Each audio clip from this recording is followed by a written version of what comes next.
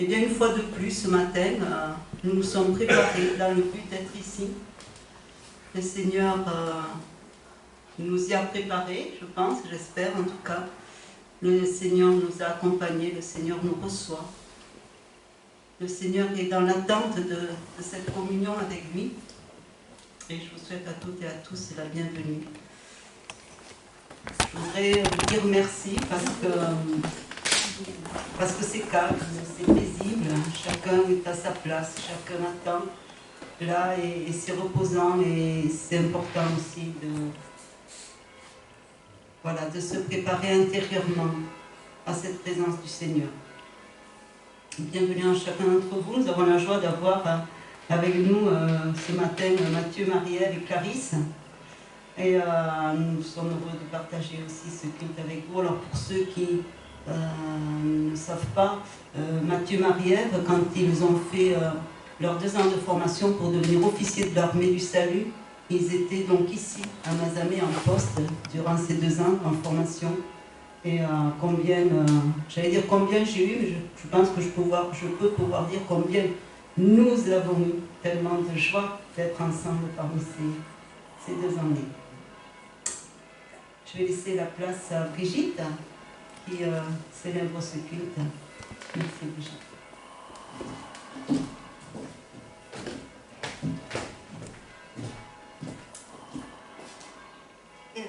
Bienvenue. Mais nous allons commencer par prier. En fait, je prie tout de suite, parce que ma chambre un petit peu. Seigneur, de tout notre cœur, nous voulons te dire merci. Merci de nous avoir conduits, gardés jusqu'à ce jour et de nous avoir amenés jusqu'à toi ici, pour faire silence, pour te rencontrer, car tu es notre bien. Nous sommes venus pour te louer, pour toutes les bénédictions, les bienfaits que tu nous as donnés tout au cours de notre marche avec toi. Merci Seigneur, parce que c'est toi qui veilles sur tes enfants, qui veilles sur chacun de nous et qui répand tes bontés en abondance sur le monde entier. Nous te prions que dans ta grâce, chacun de nous reçoive quelque chose de spécial d'aujourd'hui, de ce temps, juste à l'extérieur du tumulte quotidien, près de toi. Tu es notre bien, notre tout, et nous t'en remercions. Amen. Amen. Alors, je viens de finir toute une série de livres. C'est un vétérinaire rendu célèbre par sa biographie et des séries télévisées en Angleterre. James Herriot, c'est son nom de plume. Et toute cette série de livres sont les paroles d'un hymne chrétien qui se traduisent par toutes les créatures, petites et grandes, toutes choses joyeuses et belles, toutes choses sages et merveilleuses, toutes ces choses, notre Seigneur Dieu les a créées. Et le dernier tome que je viens de finir, c'est les brebis peuvent paître en sécurité.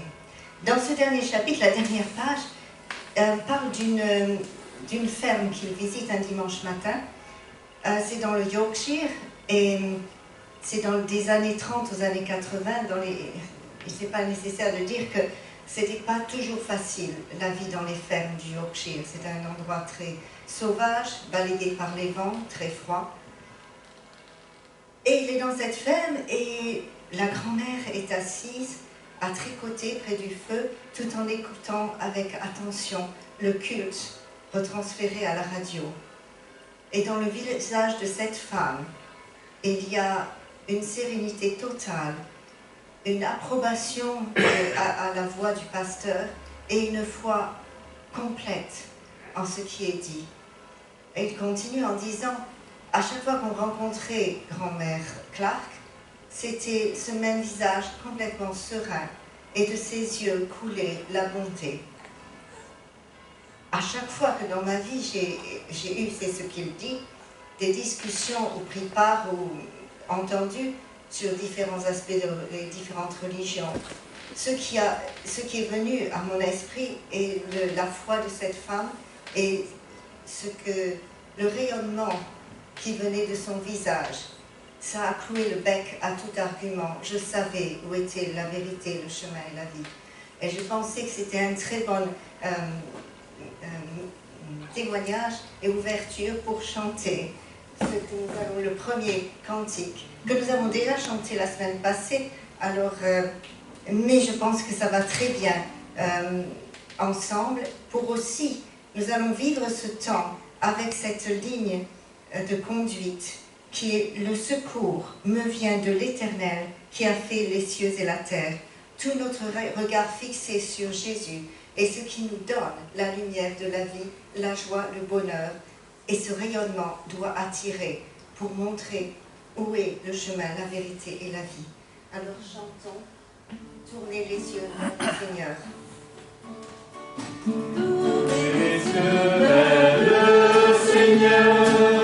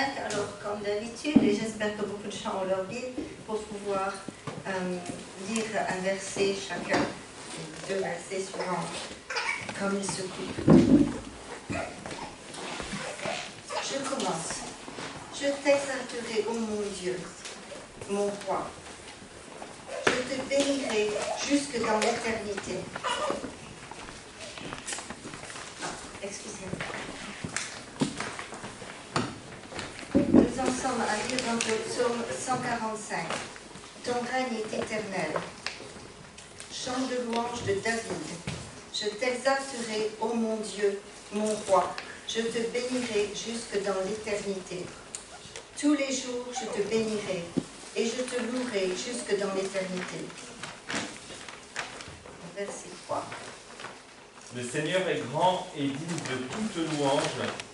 Sa grandeur est insondable. De génération en génération, qu'on fasse l'éloge de tes œuvres, qu'on raconte tes hauts faits.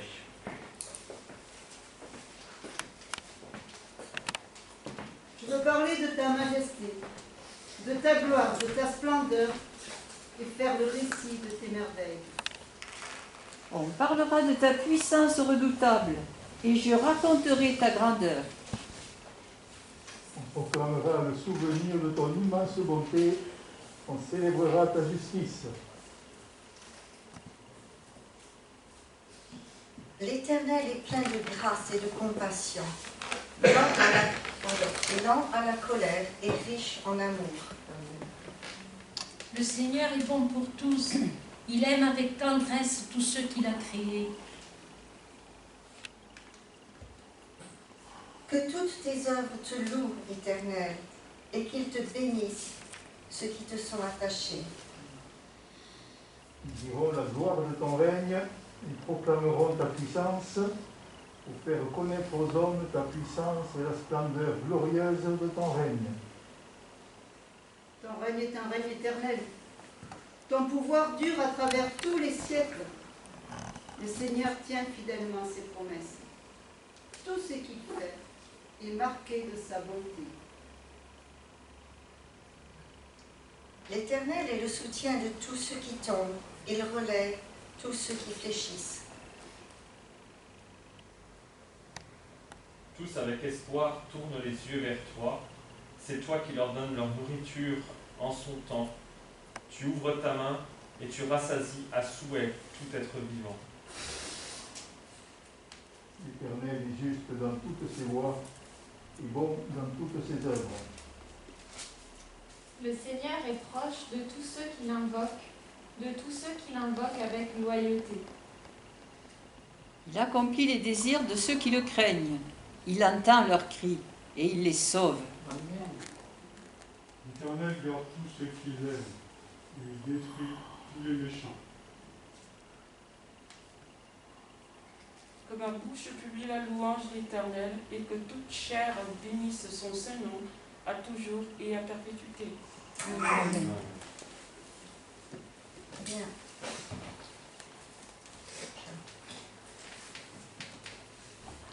Alors nous allons chanter 2 chœurs. Le premier servira de refrain. Lève les yeux vers Jésus. Non, pardon, lève vers Jésus les yeux. Alors ça va être comme un refrain, puis il y aura une première strophe. Christ est pour moi un sauveur admirable. Et on reprendra, et ça nous introduira à un temps de témoignage.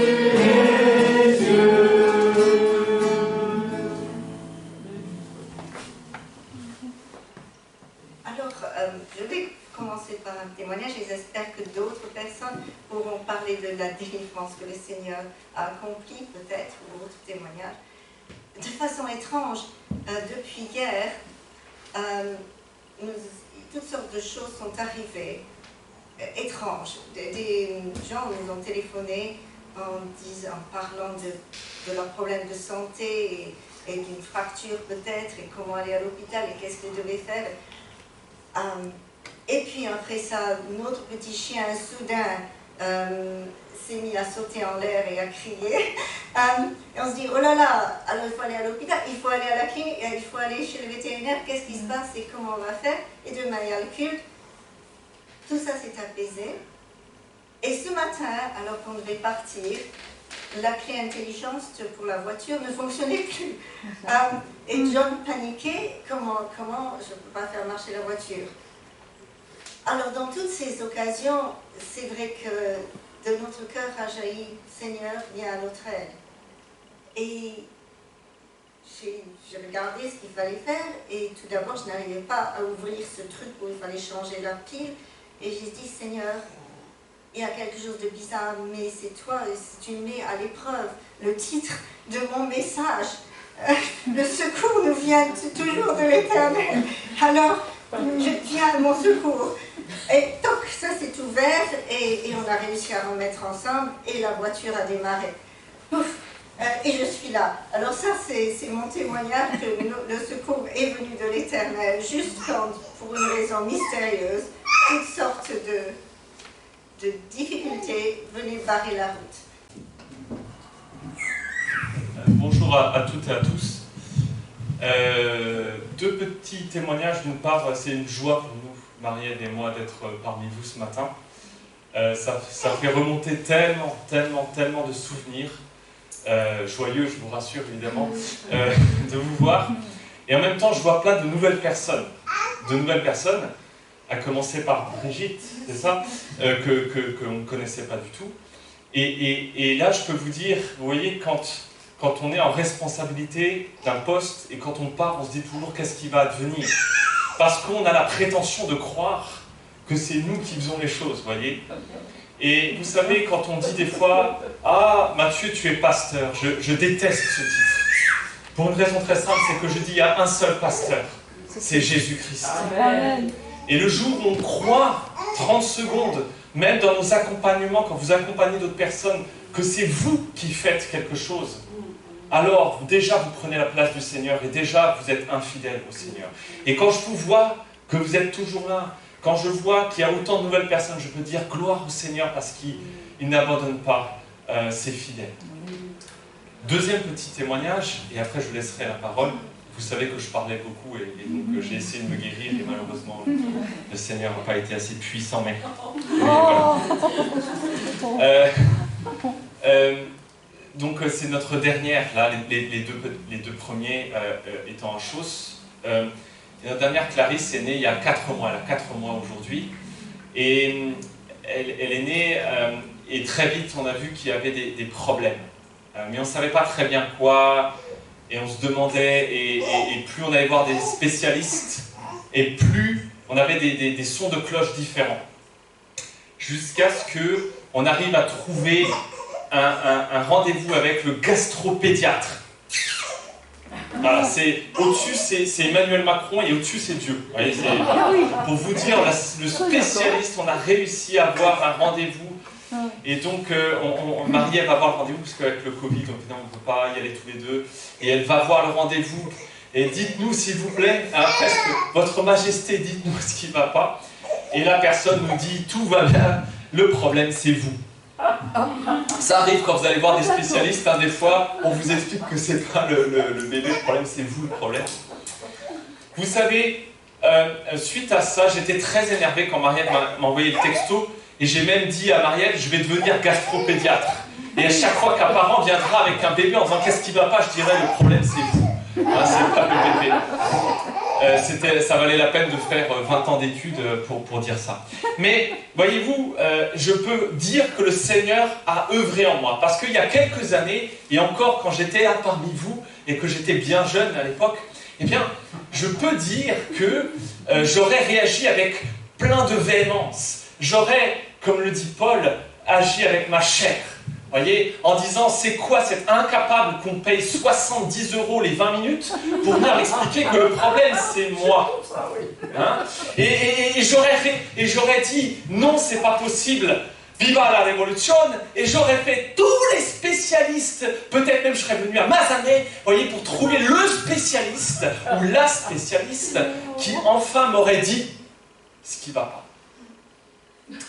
Mais voyez-vous, le Seigneur a œuvré dans mon cœur.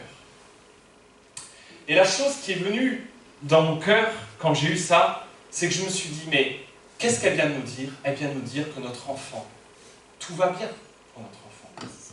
Et ma bouche est remplie de reconnaissance, pour dire, eh bien, merci Seigneur, parce qu'elle n'est pas en danger. Et merci Seigneur, parce que je veux que mon cœur soit rempli de paix et de joie. Et je ne vais pas aller courir 40 spécialistes pour que enfin, et enfin quoi finalement? Simplement que je reçoive ce que j'ai envie d'entendre. Mais qui suis-je? De toute façon, comme le disait admirablement Brigitte, c'est le Seigneur qui conduit toutes choses. C'est lui la délivrance.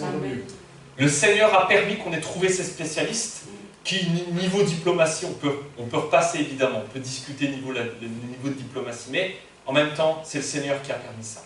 Eh bien, nous prenons ça en cause, puisque nous avions beaucoup prié pour que le diagnostic soit le bon. Eh bien, ce diagnostic, c'est celui que le Seigneur a permis. Et je peux vous dire que ce jour-là, j'ai pris une leçon, je me suis dit, ce qu'on construit avec la chair ne sont que des fruits de mort. Mais si nous laissons l'esprit parler en nous, alors ce seront des fruits de vie qui se construisent. Et comme je le disais à une très très bonne amie à moi hier soir, à tout problème, la sainteté est l'issue. Amen. Amen. Un immense merci à vous de m'avoir écouté jusque-là et soyez bénis. Tiens, ok, c'est bon. Mais les traductions varient, hein, ça joue. La femme dit alors, mais je demandais un fils à mon Seigneur, ne t'ai-je pas dit de ne pas me tromper? Élisée dit à Géasi, noue ta ceinture, prends mon bâton à la main et pars. Si tu rencontres quelqu'un, ne le salue pas. Et si quelqu'un te salue, ne lui réponds pas. Tu mettras mon bâton sur le visage de l'enfant. Ok, c'est très long et je sais l'erreur qui est. Je pense que ça devait être 38 à 44. C'est moi-même qui écris 28, mais c'est très très long. Alors après ça, on va lire. On va sauter parce que le passage est trop long. On va prendre 38. Ah ouais? On va prendre à partir de 32 jusqu'à. Voilà, à 32. On saute juste quelques versets. On reprend à 32. Quand Élisée arriva à la maison, le petit garçon était mort, étendu sur le lit. Élisée entra, ferma la porte sur eux deux et pria l'Éternel.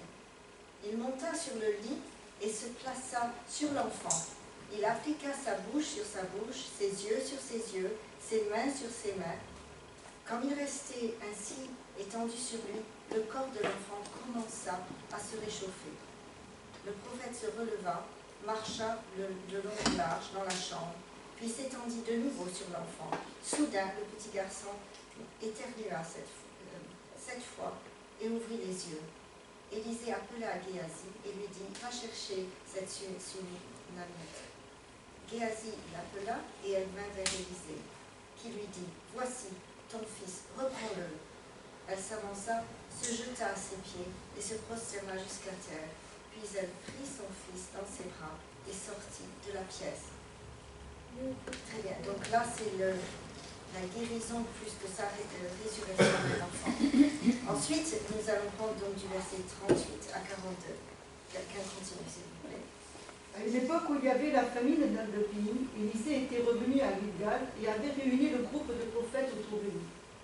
Il ordonna à son serviteur, mets la grande marmite sur le feu et prépare-nous une soupe. Alors un membre du groupe s'en alla dans les champs pour chercher des herbes. Il trouva une plante grimpante sur laquelle il cueillit des fleurs de coloquinte. Il en remplit la poche de son vêtement. Et à son retour, il les coupa en morceaux et les mit dans la marmite. Mais personne ne savait ce que c'était. Lorsqu'on servit cette soupe aux hommes, ils la goûtèrent et se mirent aussitôt à crier. La soupe est empoisonnée, prophète de Dieu. En effet, personne ne pouvait la manger. Alors Élisée ordonna d'apporter de la farine. Il la mit dans la soupe, puis dit à son serviteur, sers-en à ces gens et qu'ils mangent. Or, le contenu de la marmite était devenu tout à fait mangeable.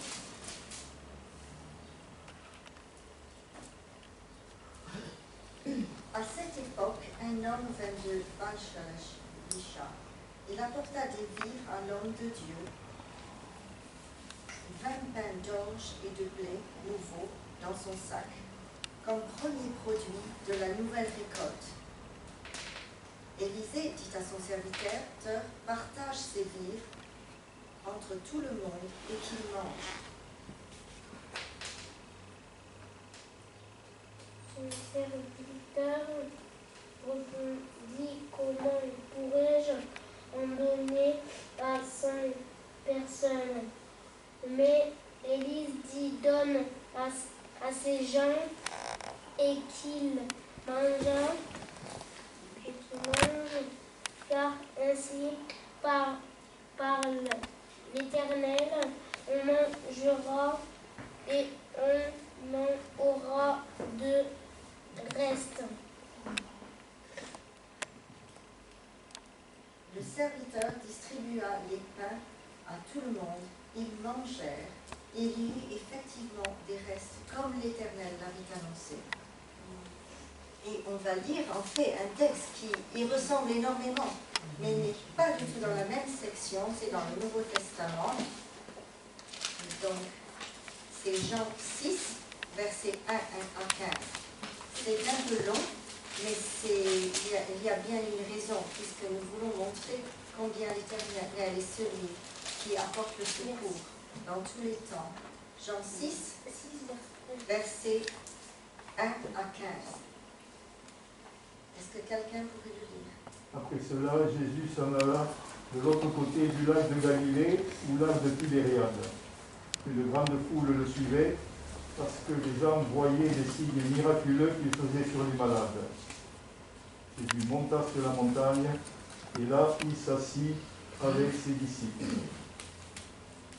Or, la Pâque, la fête juive, était proche. Je lis tout ou c'est quelqu'un d'autre qui lit? Quelqu'un d'autre peut lire, continuer. Jésus regarda et vit une grande foule venait à lui. Il dit donc à Philippe, où pourrions-nous acheter de quoi leur donner à manger? Il disait seulement cela pour voir ce que répondrait Philippe, car il savait déjà ce qu'il allait faire.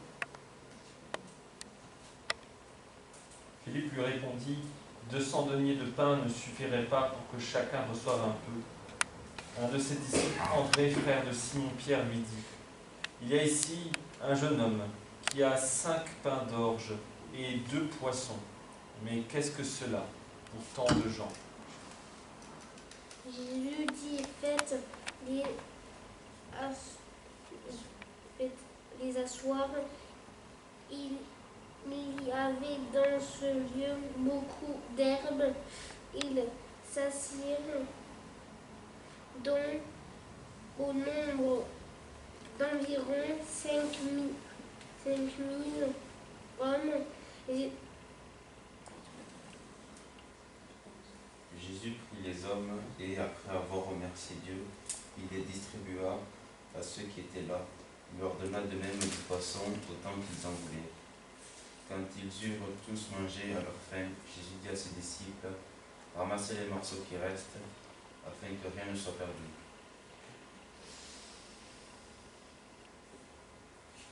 Ils les ramassèrent donc et remplirent 12 paniers avec ce qui restait des 5 pains d'orge qu'on avait mangé.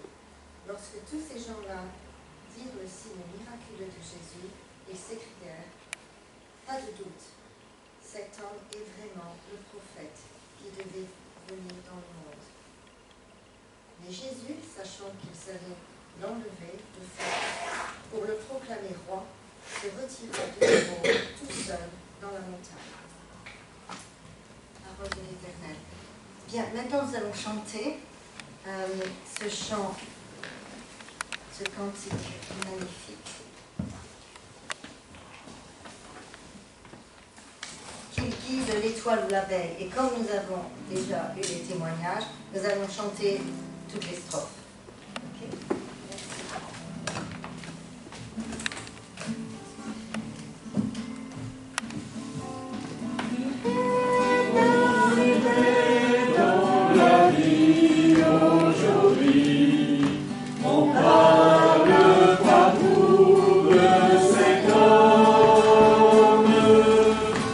On dit l'église qui vient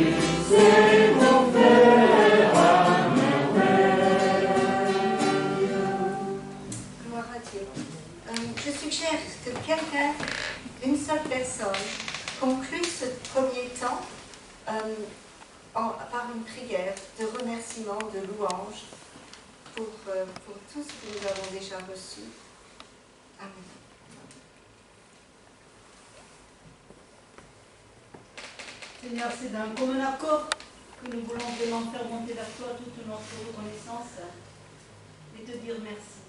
Mais Seigneur, tu es le secours de notre vie, tu es le rocher de notre salut, tu es celui qui fait tout à merveille. Et Seigneur, nous voulons vraiment te dire merci parce que tu œuvres dans chacun de nos cœurs, tu délivres, tu guéris, tu construis, Seigneur, tu reconstruis des choses qui dureront pour l'éternité, Seigneur. Nous voulons te dire merci pour cette grâce de te connaître, cette grâce de pouvoir venir ensemble et partager ta parole, cette grâce de pouvoir nous rassembler, cette grâce, Seigneur, de savoir que tu es là au milieu de nous et que tu veux nous bénir.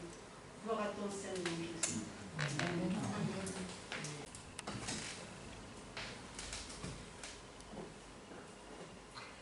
Alors, nous avons lu 2 textes qui, dans un sens, se ressemblent beaucoup. Ils sont séparés de 900 ans.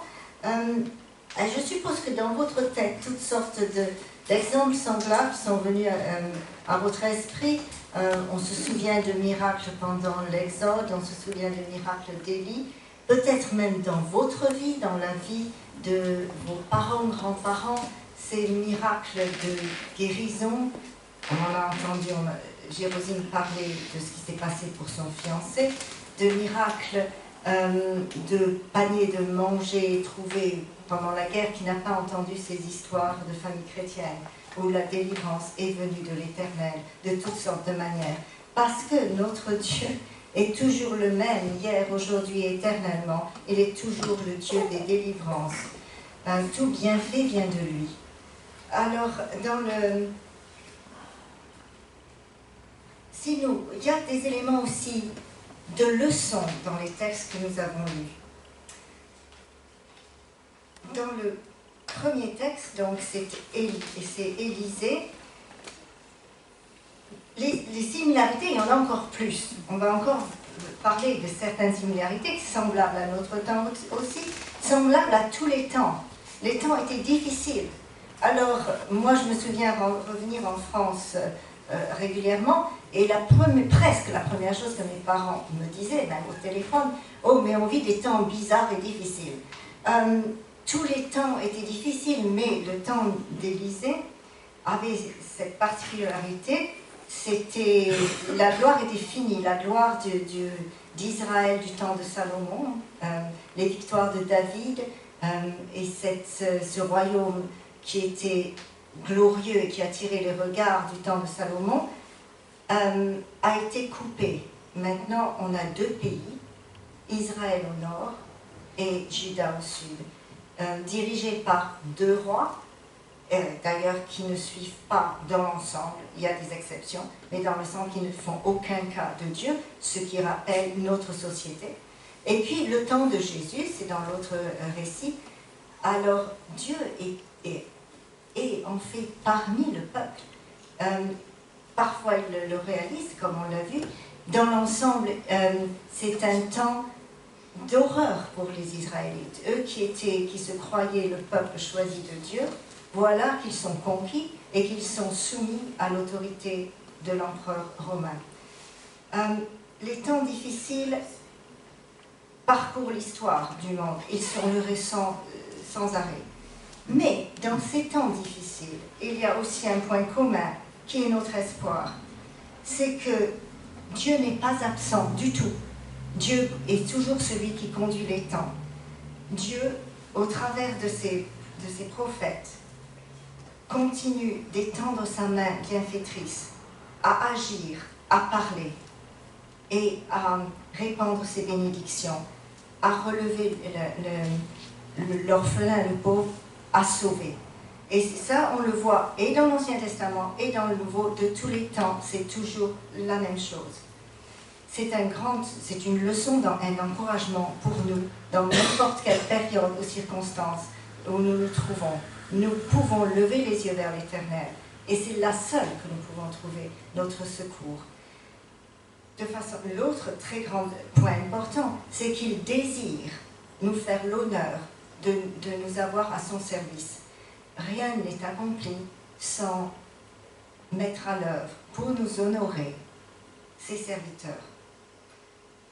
Dans le cas d'Élisée, il est conscient. Il a la conscience. C'est d'abord le miracle de la résurrection de cet enfant qui était mort. Il a conscience et sens des responsabilités. Le premier miracle avait été, qu'on n'a pas vu, de cette femme qui ne pouvait avoir d'enfant, et voilà qu'il avait prié pour elle et prophétisé qu'elle aurait un enfant. Et voilà que cet enfant est mort. Alors, il ne va pas rechercher la gloire pour lui, puisque c'est à travers son serviteur toujours qu'il va, mais il met aussi à l'œuvre son serviteur. Dieu délègue sa puissance, c'est lui qui le fait, mais il met à l'honneur son serviteur, et son serviteur lui-même va mettre à l'honneur quelqu'un d'autre plus bas. C'est toute une échelle où chacun reconnaît qu'il faut donner un bout du travail de Dieu, afin que chacun soit honoré. Et l'enfant, on a lu le texte, l'enfant revient à la vie. Puis, Élisée est conscient de la fin de ses disciples qui sont autour de lui. C'est la famine, et il sait que ce groupe de gens dont il a la responsabilité a faim, probablement lui-même a faim. Alors il fait cet acte de foi, contre toute attente, et raisonnablement c'était impossible, il fait préparer une soupe. Et il envoie chercher de l'alimentation, il envoie chercher dans la campagne. Et ils prennent ce que Dieu a déposé. C'était ce qui semblait n'importe quoi. Et on fait cuire, pour dire la vérité, ayant vécu au Botswana, c'est vrai que en plein hiver, quand c'était complètement sec, il y avait ces courges, ces coloquins, ces plantes qu'on trouvait par terre comme ça sur le sol. C'était pas appétissant, ça faisait des petits fruits et des petites choses bizarres. Très franchement, je les aurais jamais fait cuire. Mais il n'y avait rien d'autre. Et voyons la main de Dieu là où elle est. Ces gens étaient envoyés par le serviteur de Dieu pour trouver de l'alimentation, et ils trouvent quelque chose. On le fait cuire, c'est infect. Et ils ont le bon réflexe, encore une fois, de se tourner vers la main de Dieu, qui est dans ce cas-là le prophète, qui est le canal de la volonté de Dieu, qui correspond avec Dieu journellement et continuellement. Et le miracle est fait. Dieu pourvoit à nos besoins, et Dieu change l'amertume en douceur. C'était le cas de ce temps-là, c'est encore le cas aujourd'hui. Apportons-lui toujours, que ce soit dans des circonstances plus psychologiques ou de nos familles, il transforme, et la dame en parlait, il transforme les situations dures, pleines d'amertume, de tristesse, en un chemin doux, en douceur. Lui seul est à même de le faire, et il est content que nous tournions vers lui pour son aide.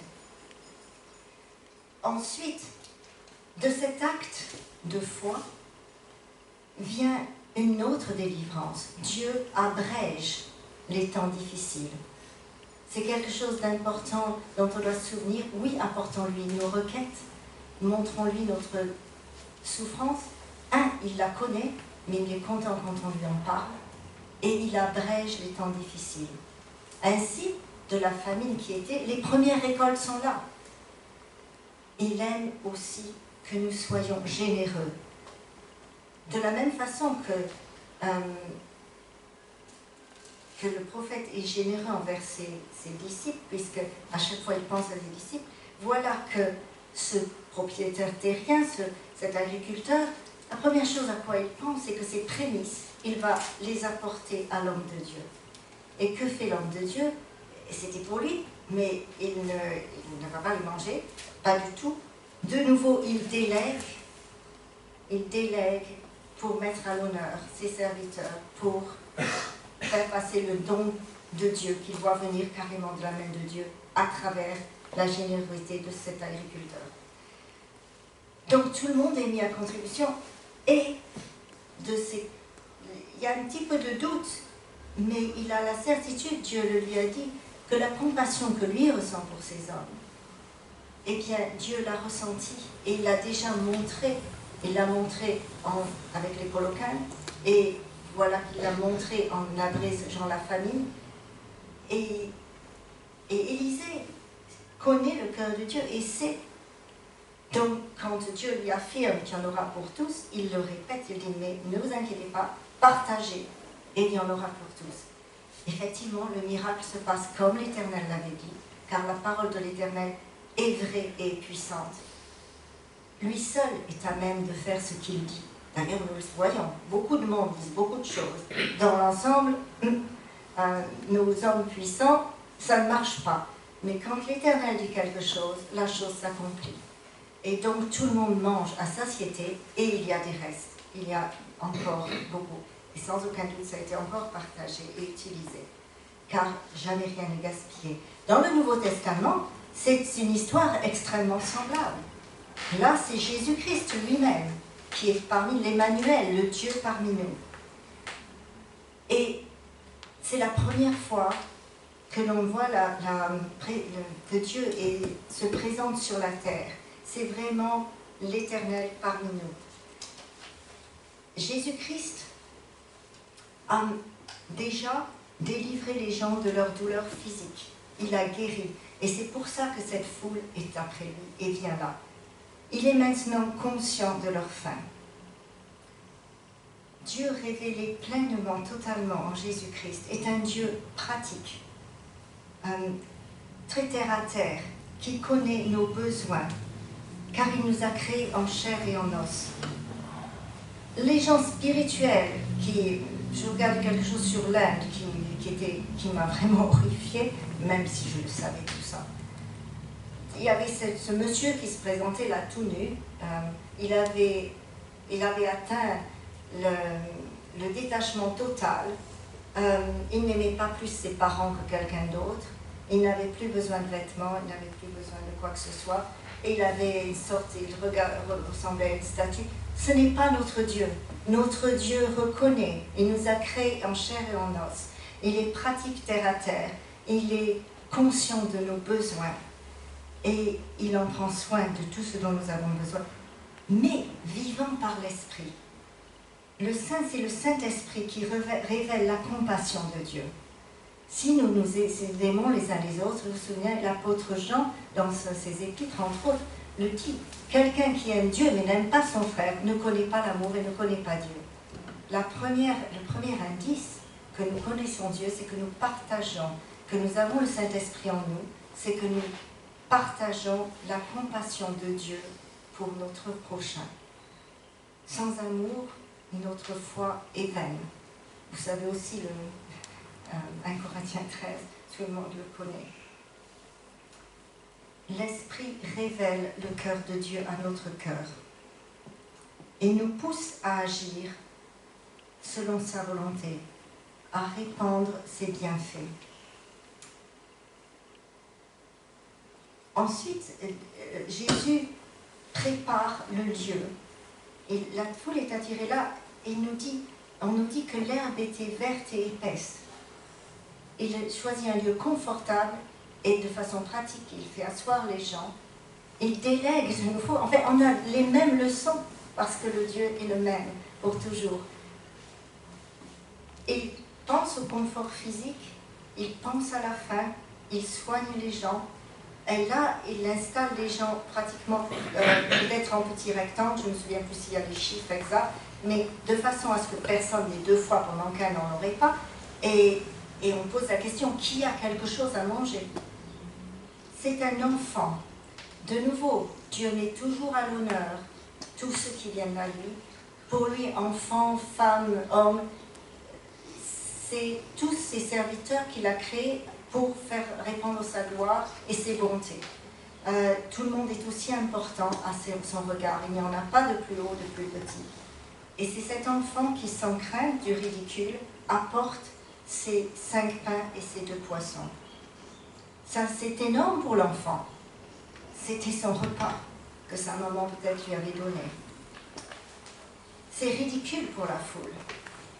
Mais Jésus l'accepte avec fierté, et je pense qu'il est ravi, avec joie. Et il met à l'honneur ce cadeau de l'enfant pour satisfaire la multitude. N'ayons pas peur de nos rien du tout.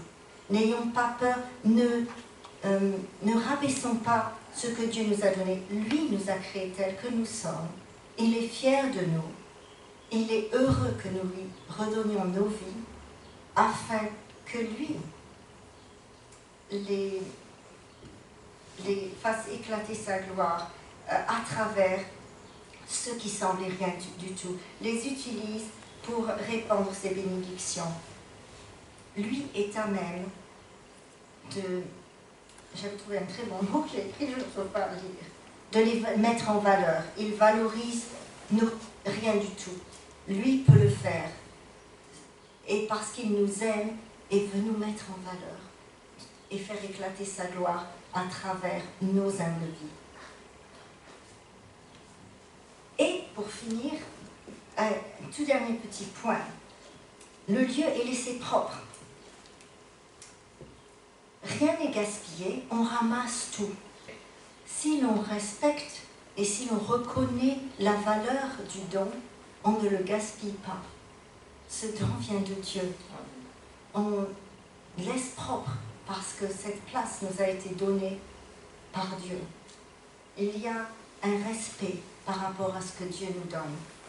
Générosité, propreté, hygiène, bonne économie, marque et le souci de son prochain, le respect pour le don de Dieu. C'est notre gratitude, notre cri du cœur au Seigneur. Merci, merci, merci pour tous tes bienfaits. Et le secours nous vient toujours de l'Éternel, quelles que soient les circonstances, quels que soient les temps.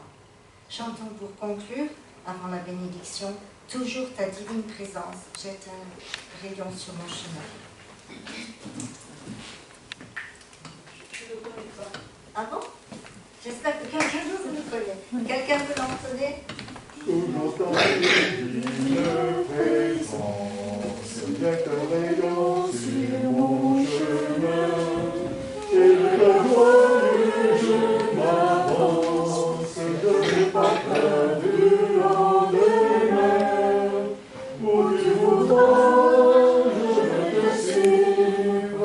Amour de Dieu, je n'ai pas. Vivre sans toi, ce n'est pas vivre. Je ne puis être où tu n'es pas. Oh, que jamais rien ne me voie.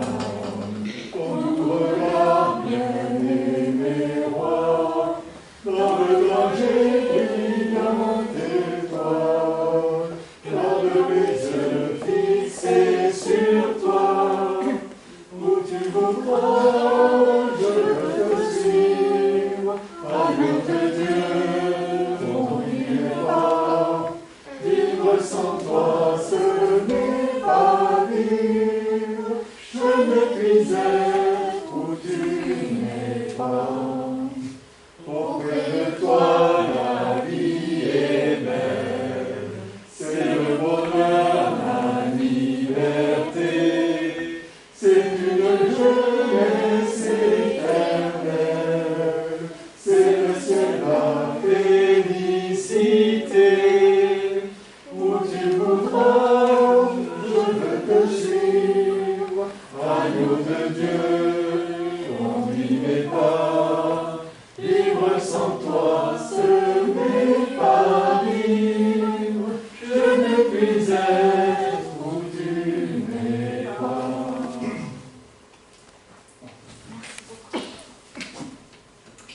Seigneur, nous te remercions pour tous tes bienfaits. Nous te remercions parce qu'avec confiance, nous pouvons te donner nos vies, que tu es le Tout-Puissant. Nous sommes si heureux d'être tes enfants. Nous sommes si heureux de savoir que c'est toi, l'Éternel, qui prend soin de nous. C'est avec confiance que nous poursuivons notre chemin dans la vie que tu nous as donnée. Bénis la semaine qui vient. Amen. Amen. Que l'Éternel nous bénisse et nous protège. Allons dans sa paix et sa joie à son service. Amen. Amen.